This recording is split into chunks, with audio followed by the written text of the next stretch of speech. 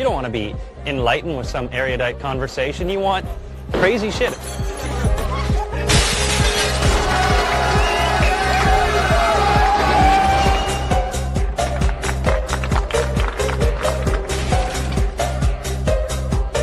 Jackass trumpets of stupidity.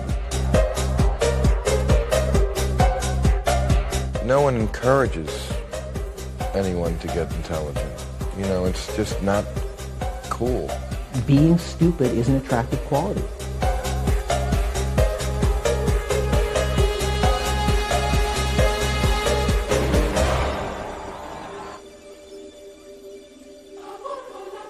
We don't accept anything on television that isn't, you know, the attention span is like 3 seconds, and it better be constantly amusing and titillating and sexual. And Half the people out there are fucking retarded.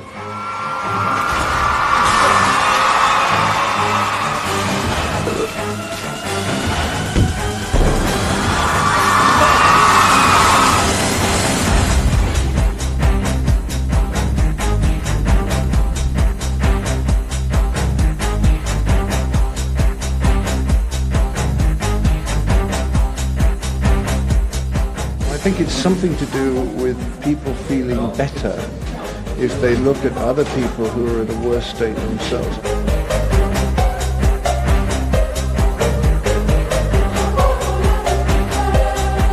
I feel that humans are the stupidest organism species in existence. I allow that there probably what we recognize as stupidity could be found in other species. But I think we've taken it to an extreme. We're in a giant car heading at a brick wall at 100 miles an hour, and everybody is arguing about where they want to sit. Stupidity is by far the greatest destructive power in the history of humanity. Well, you know, I've always been fascinated by the phenomenon of people following people who are not smart.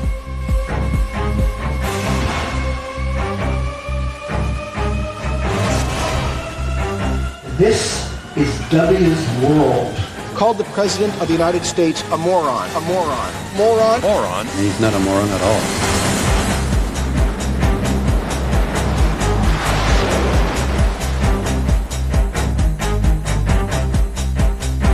Believe me, there is no lack of ignoramuses with PhDs. Many of them teach at Harvard University. We're hardwired to be stupid. Duh. I was stupid. Stupid. Stupid. So stupid. The moron. Dumb. Stupid. Stupidity.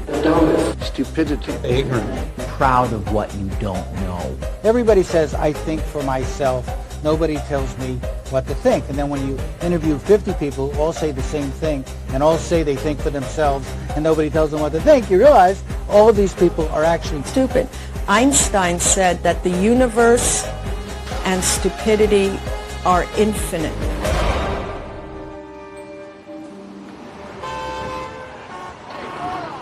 Moron.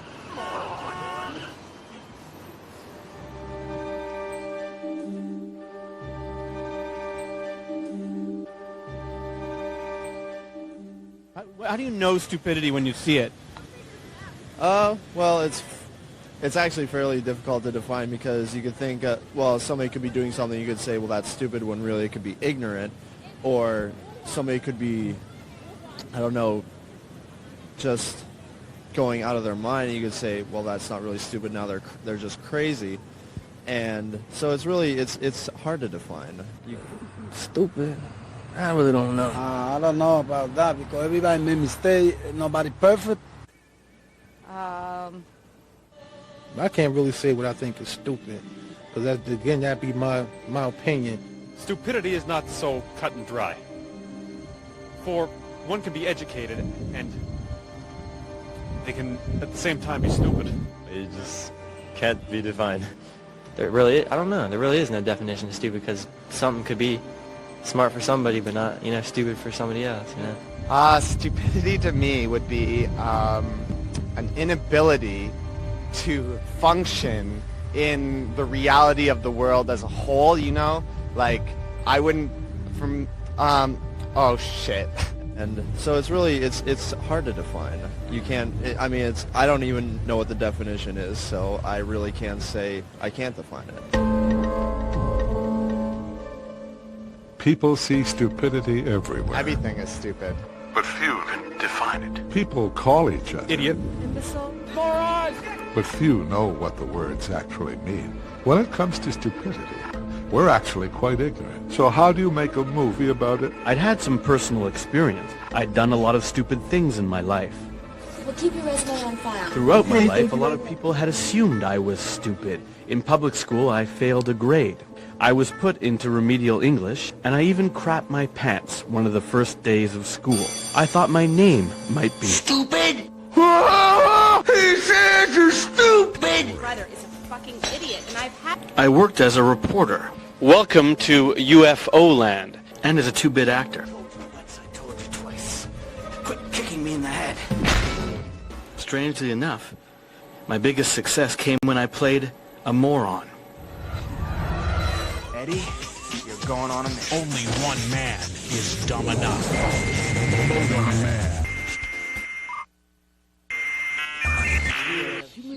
I'd seen a big-budget movie about intelligence where I saw a lot of people falling asleep. It was then that I realized there were no movies about stupidity. Stupidity was more interesting. That's a really stupid idea. Stupidity was kind of a big topic, so I decided to get some advice. I think you should keep it simple, stupid. Make it fast. Lots of action. You have to find the lowest common denominator. Duh. You have to find the lowest common denominator. But who was the lowest common denominator? TV programs for them, radio talks to them, and politicians win elections with their help. The lowest common denominator is very powerful, but they don't seem to know it. I had to find them. Find the lowest common denominator. Well, Billy Bob and Buddy Sue, and little Jimmy Jerry and Betty Boo all know it's dangerous to go down an idiot road. Down an idiot road that drives real fast. They never put the signal on when they want to pass you. They cut you off as they talk on their cell phones. Down an idiot road. Brady's doing 30 in the passing lane. That tailgater behind you's got his bumper on your brain. Where people think that stop means go down an idiot road.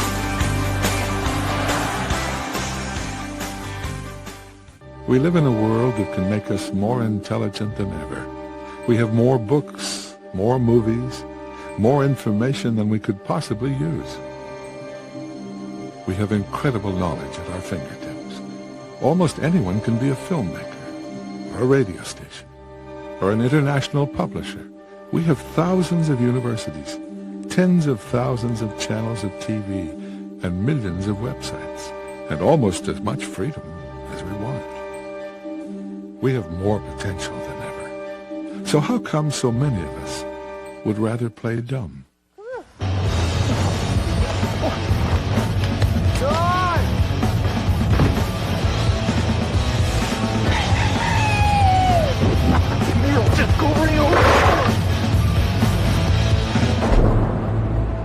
It's an acronym for fucked up beyond all recognition.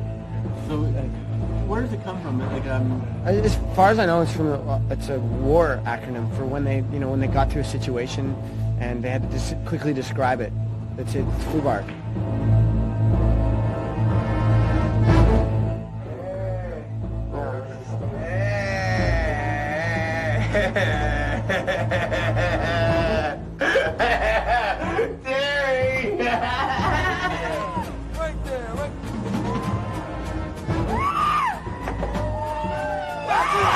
Talking about! That's what I'm talking about! It's Friday!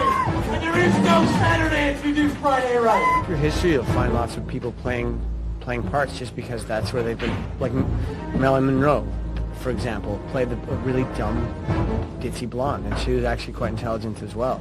I think you just get into those why? Well, for me, it's like to play Terry. It's sort of like an outlet because you don't have to worry about sounding smart, and so you access the dumb part of your brain that you wish you could always be like that and not worry about what people think. They're playing "Running with the Devil" back in the other room there. Running with the devil. To my right nut, man. See you later, fella. I think it's like going down to the lowest common denominator at this point. I'd say because things are going so accelerated in terms of technology and in terms of our society is moving at such a rapid pace, and that people are, maxed out with like special effects, full on, everything is full on and really quick. And so this is almost the opposite. Is the lowest common denominator foobar? No. They're just playing dumb.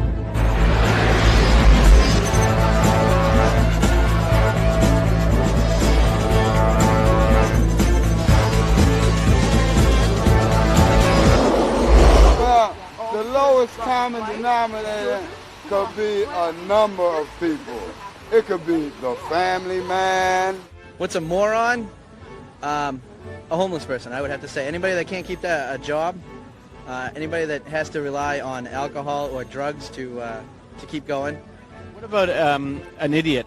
An idiot. Well, an idiot would be me. You're looking right at one. Anybody that really just is, I don't know, they don't really have a normal concept of thinking. Anything catches their eye. They don't really think straight or clear. My girlfriend, she's an idiot too. Is that right? She even admits it. The one man who embodies the lowest common denominator is Hollywood superstar Adam Sandler.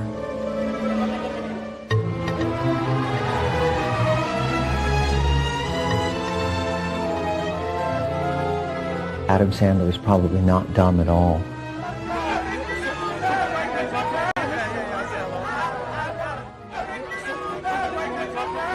Well, I don't think anybody with that much savvy in terms of what his audience wants can possibly be dumb. Thank you. Fine. Always goofy no matter what. He'd been doing a very good job of concealing it until he made Punch Drunk Love, and then we realized, no, actually, this guy's a lot smarter than any of us really thought he was.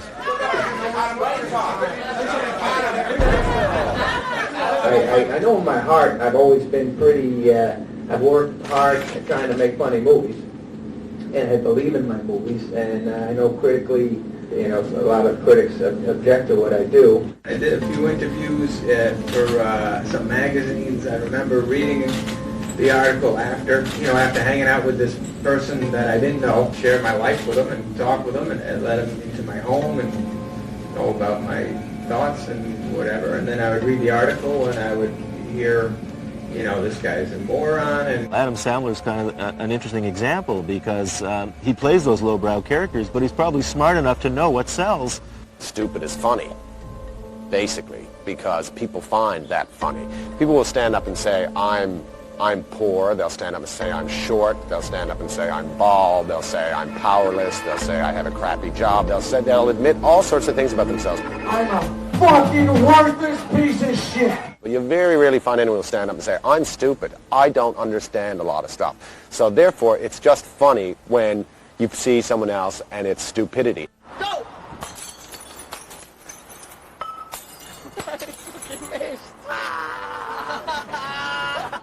I don't say when we're working on a script, I want to play a big-hearted doofus right now.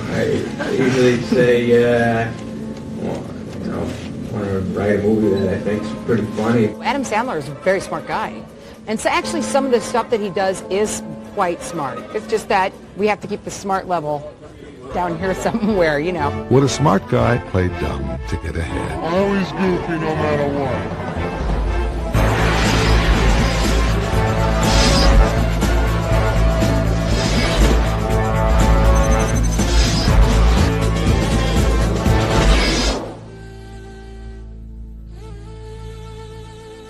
There are only 2 newspapers in the United States that have websites with more traffic than us.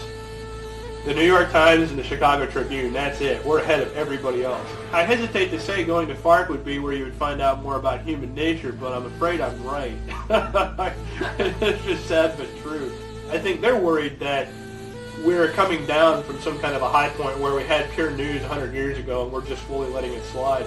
My opinion on that is I don't think that was ever the case. I think, again, like I said, I think that our stupidity that's been there all along is just becoming more and more apparent. The website FARC is part of a booming trend towards chronicling stupidity in its many forms. I make a distinction, and there's two categories that are pretty close to that. Stupid and asinine are very similar, but there's a big distinction. Stupid is when one or more people do something to themselves.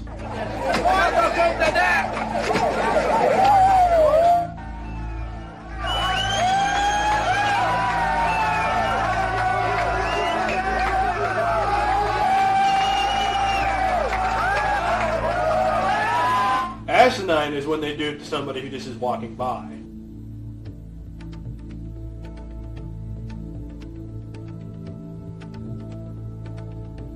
About once every 2 or 3 months, somebody somewhere in the world tries to check their gas tank with a Bic lighter.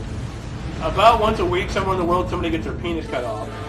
Are we becoming a culture for dummies? Are we oversimplifying ourselves back to the Dark Ages? You know, when thinking started, with Adam and Eve, they had a choice. See, they was told the laws of the land, do not. God told them, don't eat of the tree of knowledge. From the very beginning, it seems, our world has had an uncomfortable relationship with knowledge and intelligence. One of the most powerful symbols of stupidity, the dunce cap, has an ironic history. John Duns Scotus, who lived in the 13th century, was one of the greatest philosophers of his time. A century later, he was already considered an idiot. You might say science officially discovered stupidity at the turn of the century in Paris. It was then that Alfred Bonnet, a French scientist, invented the first stupidity test. It was called the IQ test. The original main IQ test was a test used to find mentally retarded people. And the phrases that were used to describe them, depending on their IQ, were, imbecile, idiot. Those phrases then took on, became stigmatized and took on meanings. You would never call, you would certainly never call someone with mental retardation now an idiot. But today, just about everyone gets called an idiot at some point. So what is an idiot? If you agree with the concept of mental age, then most small children would technically be idiots. Adults who act like babies may be huge idiots. Idiots by the original Greek definition, the unelected crowd. Oh, an idiot is someone who literally doesn't go into public life. Ordinary citizens are a bunch of idiots. So the idiot was the origin of us all. This is to say, this is a figure that is a clean slate, that has no memory traces, that is prior to language. Could you tell me what the lowest common denominator is?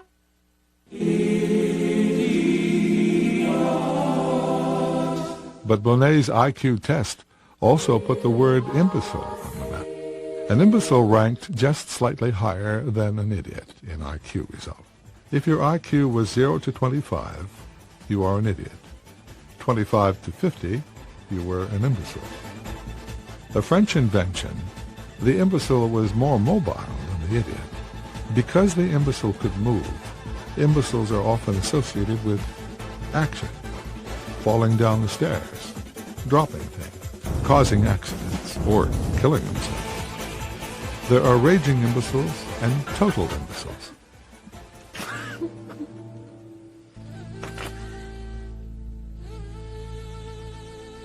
So the original IQ tests were actually developed to exclude people from school. It was testing people that they felt were too dumb.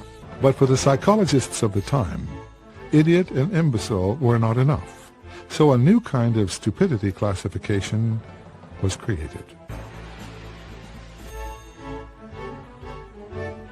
In the early part of the century, Henry Goddard, an American psychologist, translated the IQ test into English.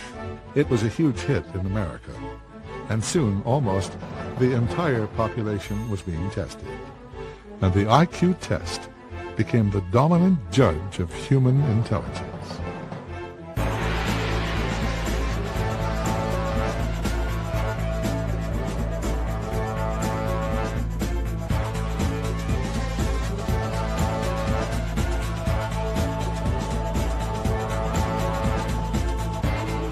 Evidence is mounting now that the IQ test doesn't measure emotional intelligence, street intelligence, gut instinct, general wisdom, sense of humor, and a lot of other things people use to navigate the world. In many cases, girls did better on IQ tests than boys. More sports questions were added, and the balance was redressed. Moron was invented in the town of Vineland, deep in southern New Jersey.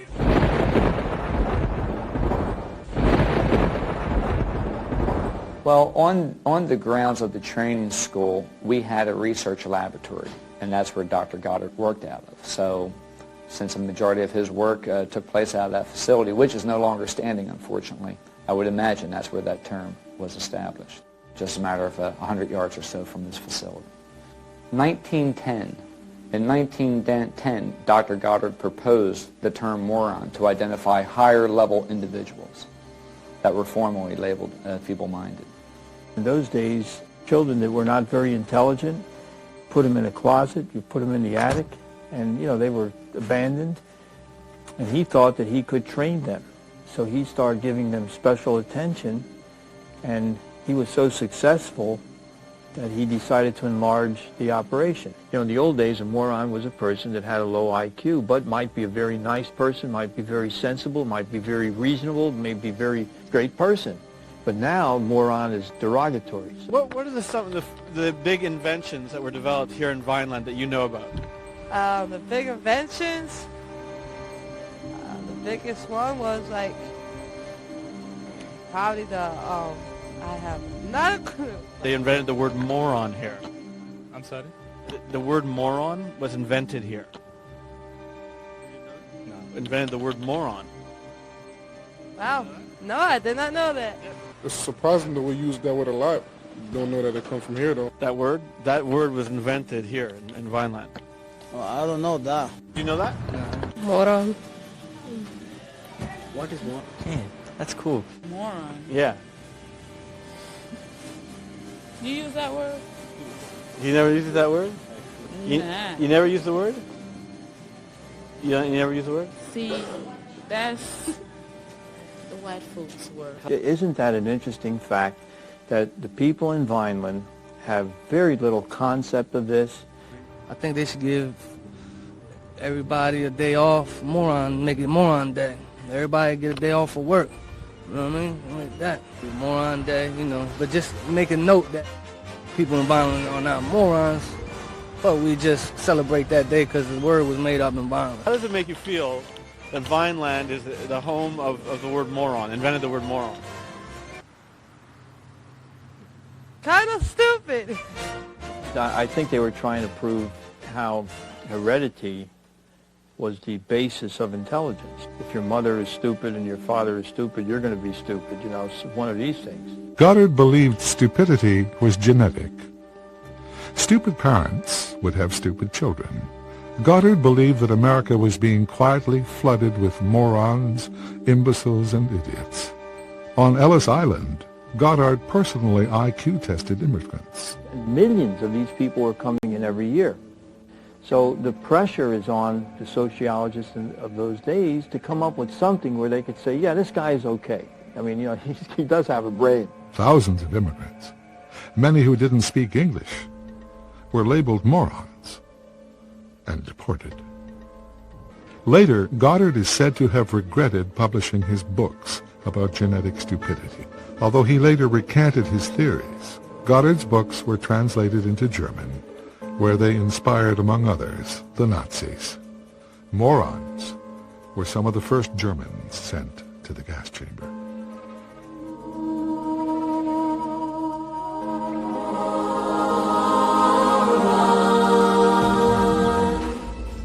One reason why stupidity may seem so cool is because intelligence doesn't often look smart. Universities are beer halls. Dumb is sexy. Is there any sign of any intellectual activity at your university? What do you mean by intellectual? People reading books, somebody playing the violin, intellectual debate, that kind of thing? No, man. Partially because of the IQ test, our whole concept of who is smart and who is dumb may be completely wrong. When I was in elementary school, they would give us these group IQ tests. And when the school psychologist would come in the classroom, I would freeze because I knew what she was coming for. And I did really poorly on the test. So poorly that when I was in 6th grade, I was sent back to a 5th grade classroom to retake the 5th grade test, presumably because they thought that the 6th grade test would be too hard for me. And the result was that for the first 3 years of school, my teachers had low expectations for me because, after all, I was stupid. And they treated me like I was kind of stupid, and I acted like I was kind of stupid because, you know, you often act the way people expect you to.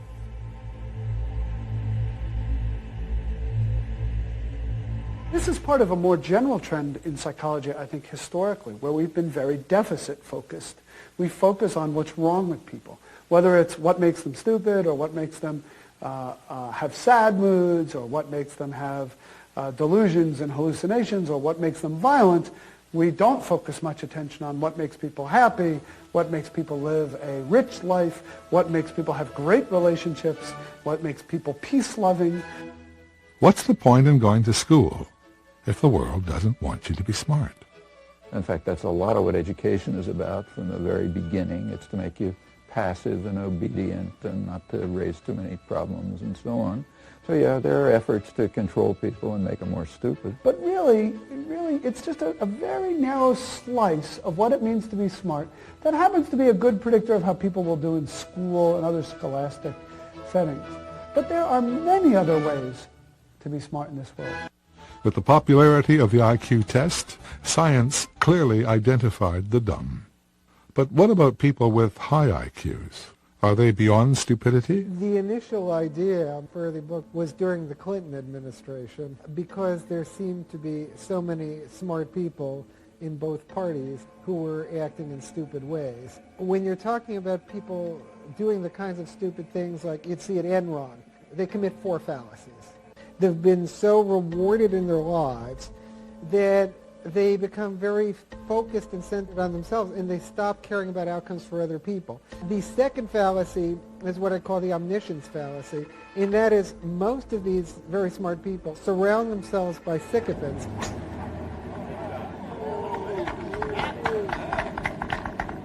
They start to think they know everything. So part of wisdom is knowing what you don't know. These people, instead of becoming wise, become foolish. The third fallacy is what I call the omnipotence fallacy. They start to think they're all powerful, and they start acting as though they can do anything they want. And the fourth fallacy is what I call the invulnerability fallacy, and that is they start to think they're Superman.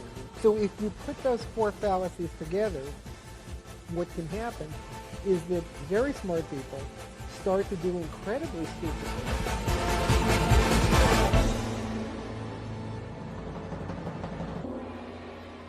I'm going to say this again. I did not have sexual relations with that woman, Miss Lewinsky.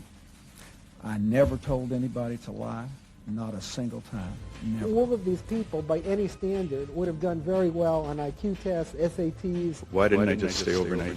But they acted in ways that were stupid. Why didn't I take a cab?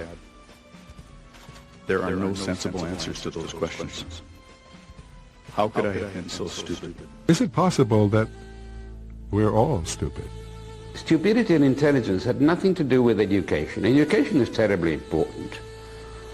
But there are people with not much formal education who are extremely bright. And I've met university professors who are totally stupid. What I think is, look, there's book smart, there's street smart, there's common sense. And you get many a guy who graduated from Harvard and can't get along in the real world. He can't function. It's almost like an idiot savant. And yet you got some street guy that grew up that didn't graduate high school that's a multi-millionaire and owns a trucking company. You know, I know manual workers who are, I think, smarter than the people in the faculty clubs and solve harder problems. They're just happy having their 9-to-5 job. The kids jump on them when they come home. Like I said, they eat a plate of pasta. Sunday they get along with their family. I don't think they're dumb guys. I just think maybe they're the smart ones that know what they want out of life. Probably from the beginning of recorded time, people made themselves look smart by calling other people dumb.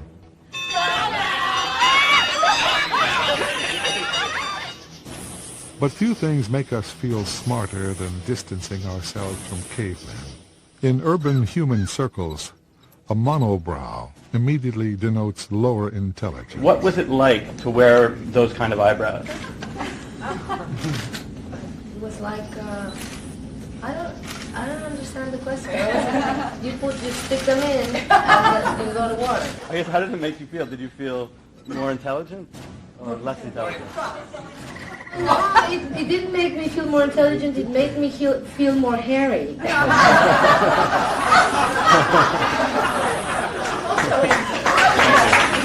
But I don't know. You're welcome to try it. Maybe it'll make you feel more. Yes, I will. I used to have one eyebrow. I was stupid enough to go through the pain of plugging them, and of course now I needed them.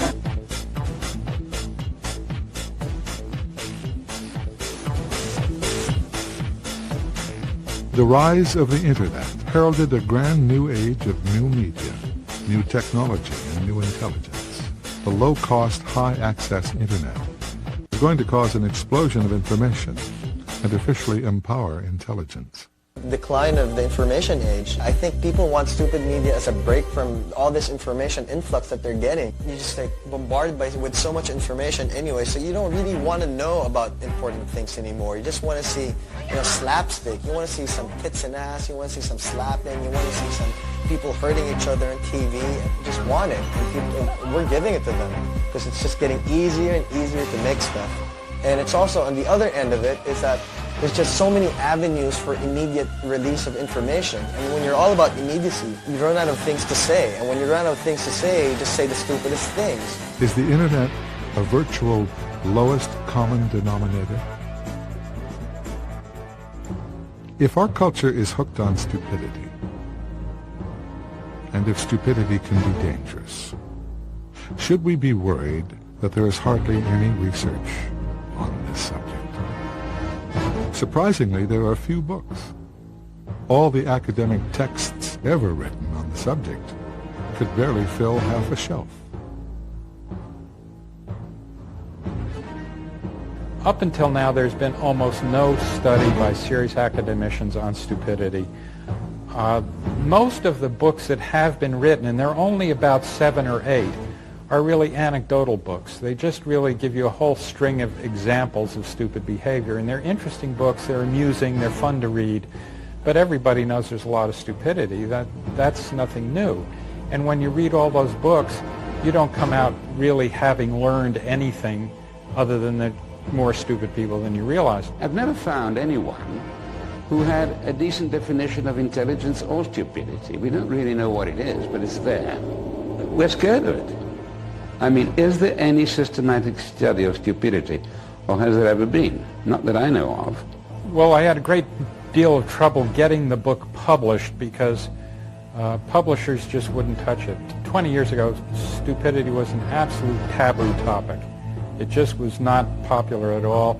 I liken it to diarrhea today. Nobody wants to talk about it. It's something you have to live with, but nobody would analyze it or have anything to do with it. The other thing is that it's scary, because we are all a little bit stupid, and we don't particularly want to admit it. According to Marx already, stupidity was third in terms of world historical determining forces. First, as we of course know, there was capital that determined world events and world history. Then there was violence, and stupidity comes in third as being absolutely crucial and determinant in the shaping and contouring of world events. You don't see too many books on the serious psychology bookshelves that have to do with stupidity. And I think part of the problem is anytime you study something negative, it gets stigmatized. And somehow people worry about kind of a contagion.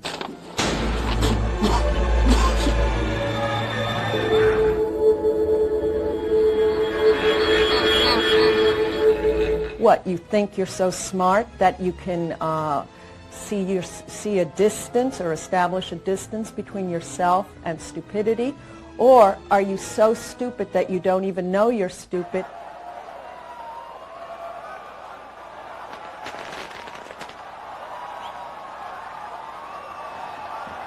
I've always felt that people will choose to be stupid, a little bit stupid at least, out of fear. They're afraid that the truth, the intelligent truth, will be so depressing and would be so hopeless that they'd rather not hear it or see it or find out about it. It's a lot easier to be stupid in the U.S. than it is to be smart and stand up and be accused of not being for freedom, not being patriotic, and not feeling sorry for the victims of September 11th. As long as we don't know what stupidity is, how can we know what knowledge is? We are very stupid.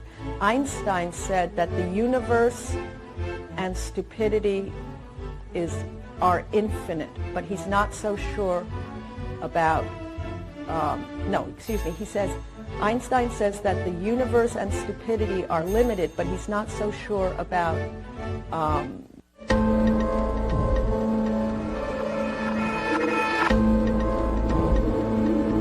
No academic research, few books, and no emergency government inquiries into stupidity.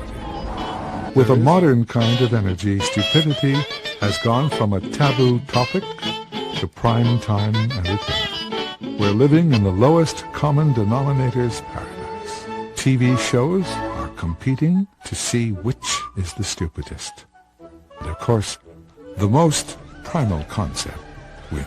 Is it possible that stupidity is not just the absence of intelligence, but a force of its own? I do think that we are becoming stupider and stupider when it comes to dating. I mean, if you look at, some of the reality shows on television and watch people going out on dates, it's absolutely astounding. There was a whole That Stupid Book, The Rules. I mean, it basically told women to be stupid. Make sure that he feels smarter. That's amazing. More interesting, really? Because, otherwise you're going to intimidate him.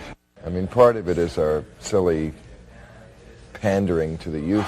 And youth, as anyone with any intelligence knows, are not the smartest people. That's why they're young. They haven't learned as much. Other societies don't even have to be reminded of these things. It's just part and parcel of it that you venerate the older people because they're wiser.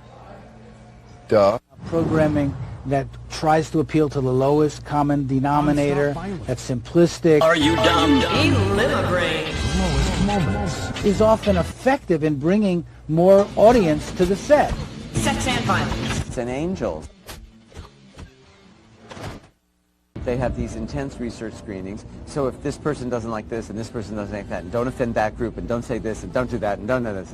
In other words, we are being spoon-fed baby food.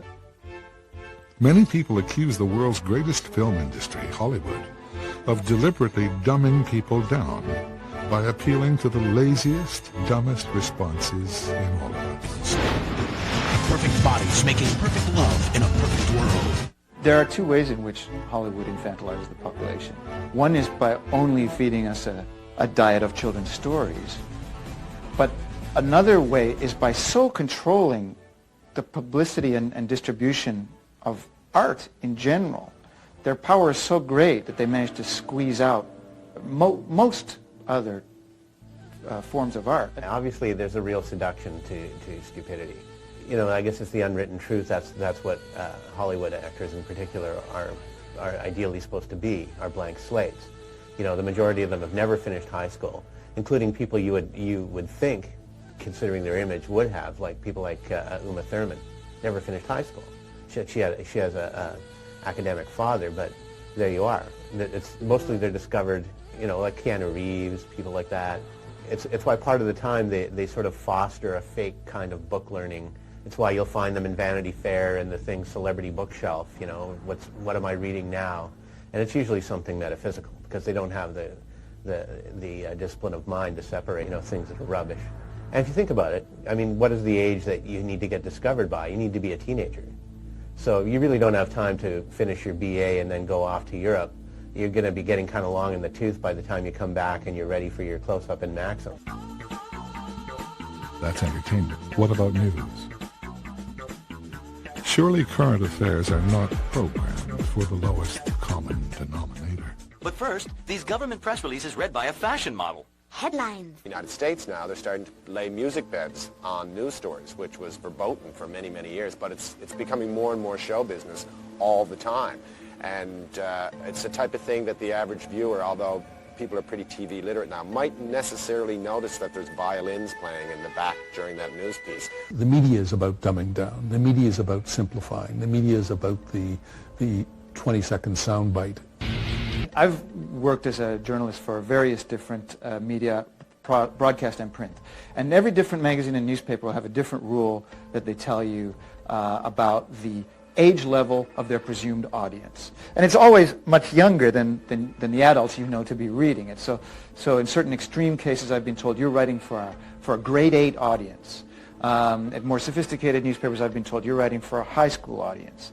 I know for certain broadcasters, I've been told you're writing for grade 10 audience. They're terrified of alienating viewers or listeners, and they know that if there are too many words people don't understand, they're going to flip to something easier. The most successful program format on cable television in America is what? Wrestling. Wrestling is the most successful, and that's why a lot of the panel shows and discussion shows of television are based on wrestling. It's survival of the most psychotic. Well, I think the worst thing that TV does to you is make you think you're more powerful than you are. It makes you assume that all this information coming to you, you must be important, you have to decide something, you have to decide. No, you don't. The big lie is that the world's a more increasingly complex place. The world's increasingly complex. No, it isn't. Real TV's been on for how many years? You know, you want to see someone get gored by a bull. You know, you want to see a monkey in a diaper. You want to see crazy stuff. Suddenly, you know, you realize you're sitting there, your mouth feels like cloth, your chest is covered with potato chip crumbs, you got a sour feeling like you've been, you know, sleeping on the floor, you're all alone, you don't exactly know what you've been watching for all this time, you've been vaguely alarmed and vaguely aroused, but you're frustrated because there's been no release. That's a really crummy feeling. And, you know, as bad as it is for adults, it's positively criminal to subject children to that kind of thing. I think you want entertainment. You don't want to, you know, have some journalistic probing, you know, changing the world with enlightenment. You know, we like to think that we're that smart, but we're not that smart. We're still stupid flesh monkeys. We haven't evolved to this point that we think that we are. We still like to watch retarded things happen on TV. I think a lot of the dumbing down of film has been really done in the conference room at the studio. Hollywood, I think, knows how dumb people really are, and they're catering to it. And guess what? It works and it makes money, so hey. As for dumbing down, that's done very consciously. So, for example, again, take television. The programs are geared to the interests of teenagers. Why is that done? Well, because of studies that indicated that brand loyalty is established pretty young. So therefore, you want to gear the programs, you want to dumb them down to the level of children, because then you can trap them. You're going to trap them into a kind of brand loyalty, and then you don't have to worry about them too much later on. There is a sort of a worship of stupidity. The stupidest thing possibly I've seen in my life was Jackass the movie, and I laugh. I just think that Jackass was a more kind of outrageously stupid phenomenon. I mean, it celebrates its stupidity, and it trumpets its stupidity. And that's also part of, I think, the culture that we're living in today.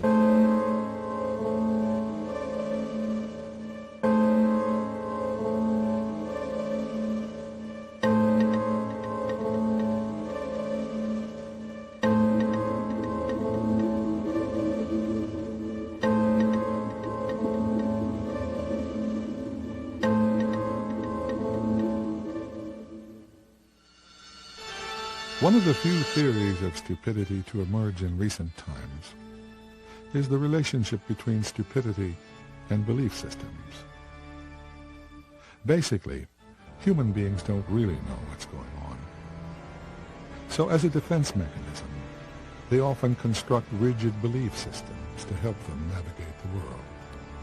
Everyone has a belief system, which I call a schema, and because of the belief system, people process information deferentially, meaning if it's information that confirms the schema, they take it in. If it's information which challenges the schema, they reject it. So if a person is involved in a course that's detrimental to his own best interest, he will not process the information that is indicating that.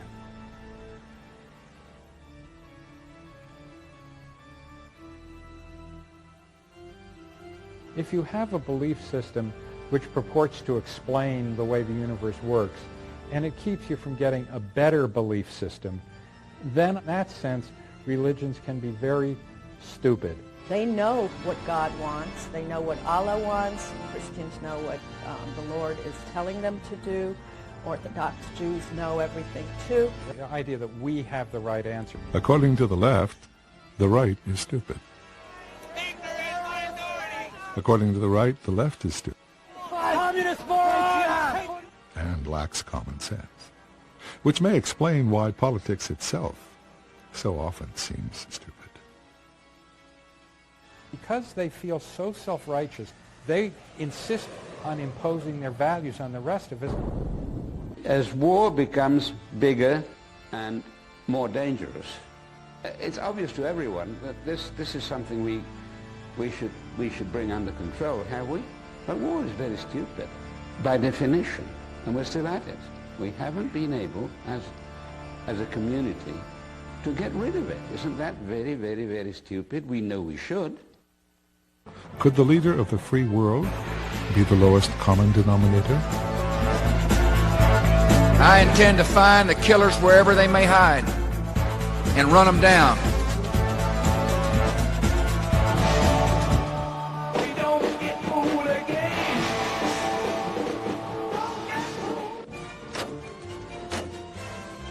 George Bush is not my ideal leader. I think he's about as dumb as any politician the United States has had, with the possible exception of Ronald Reagan. I mean, really, think about the United States, okay? Here we are. We're a country that's one of the founding fathers discovered electricity. Great inventors, you know, scientists. Look what we've devolved to. A guy who's proud that you know, he was the king of the keggers. President Bush actually gave a talk at the commencement at Yale this past year where he said to the C students, you too can be president of the United States. He's proud of it. He wears it right on his sleeve. Stands up and says, yeah, I was a C student. I was just a big party boy.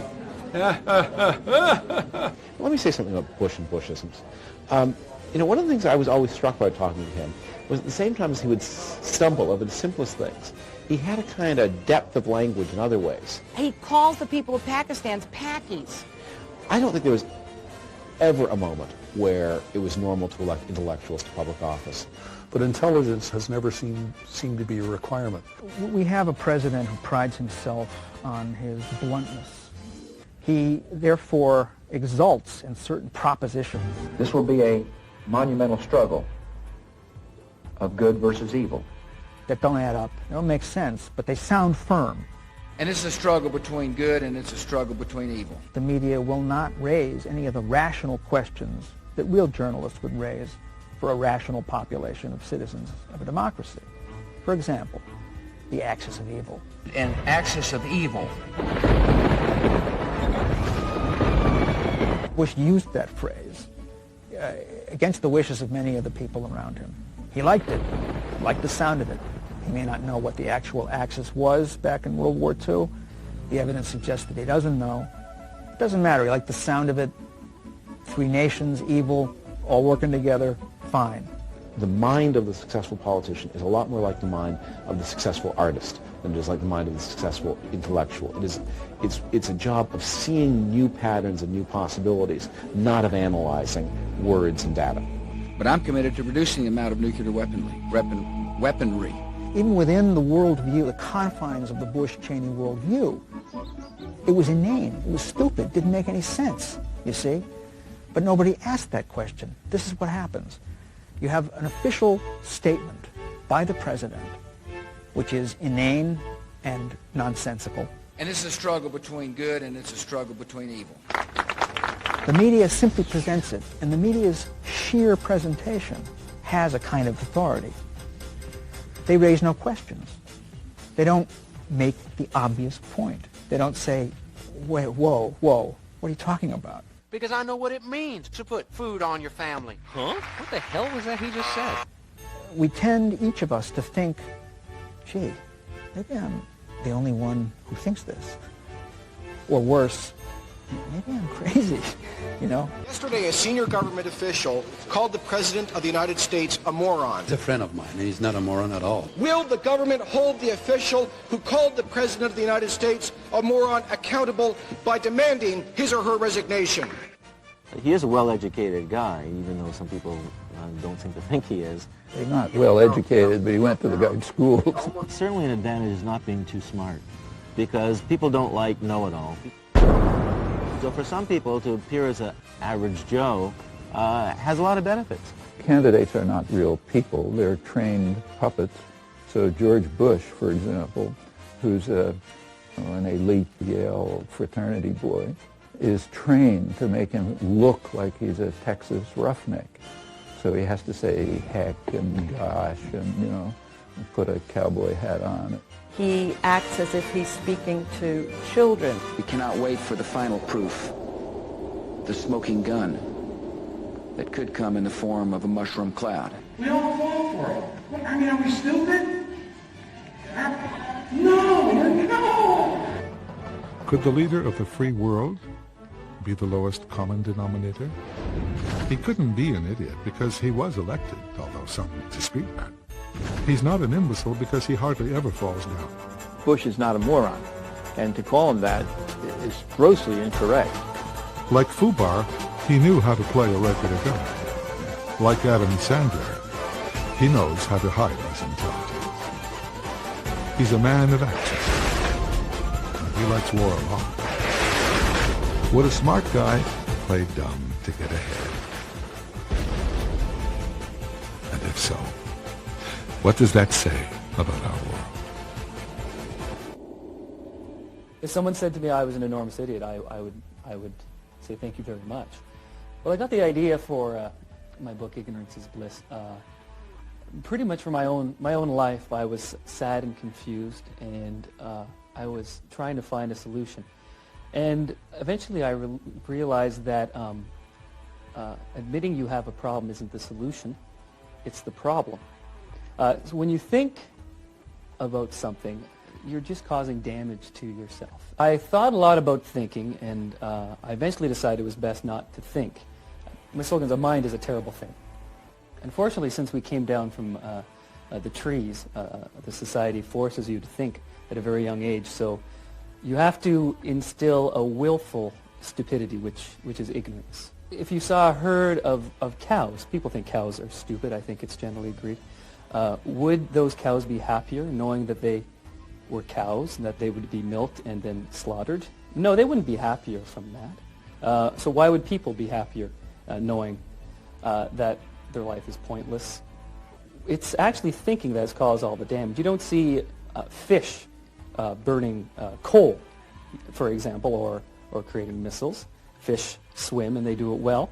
But it's actually, I think, intelligence that has gotten people into trouble. And we'd all be a lot better off if we just stopped doing that.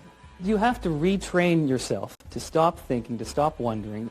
And my book, of course, has a 7-step program to relieve you of thinking. And not only just thinking, emotions as well. You could be back to being a true idiot within a week.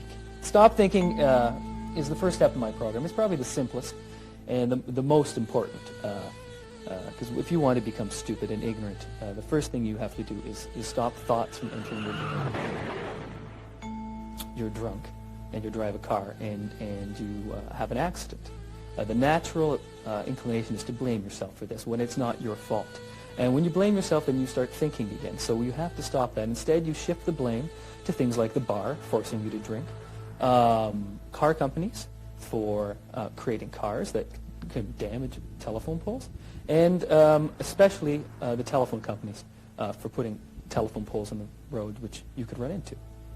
Once you let go of emotions and you stop thinking, then you have to stop feeling things like love. If you build walls, they will be stuck outside forever. Most people think that challenge is good, but challenge is bad. When children are told that they can be anything they want to be, it's just a lifetime of tragedy. They're told that they can be smart, that they can be handsome or pretty. If you go to a shopping mall and look at the children, most of them are stupid and ugly. The most important thing to do about denying is to deny to yourself that you have denied. It's a very hard mental state to be in. So once you deny something because you have to protect yourself, then you have to quickly forget that you ever denied anything. If you do manage to reach that moment of pure stupidity, you'll actually never know it.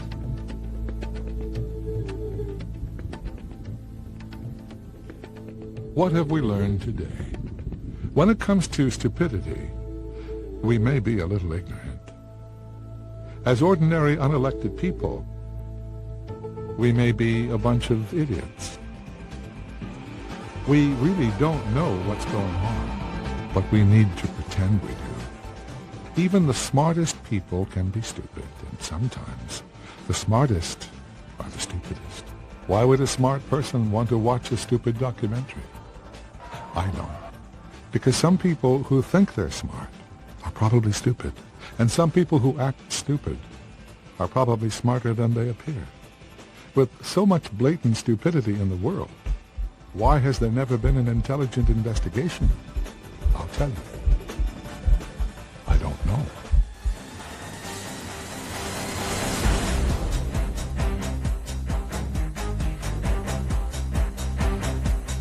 Who in the world cannot look at their life and see the stupid things that they've done? We tend to think that we're so much more evolved than we actually are, but we're not, you know?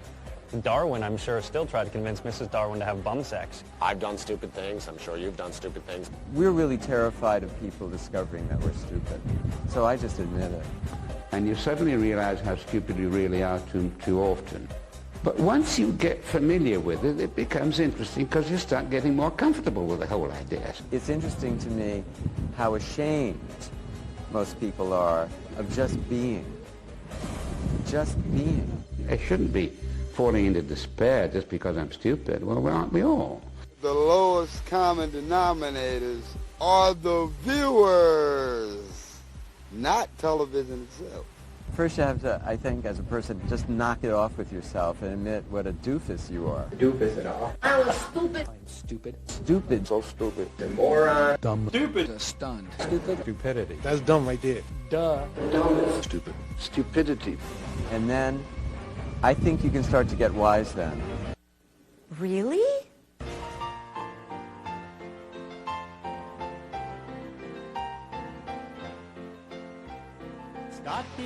We got blankets, right?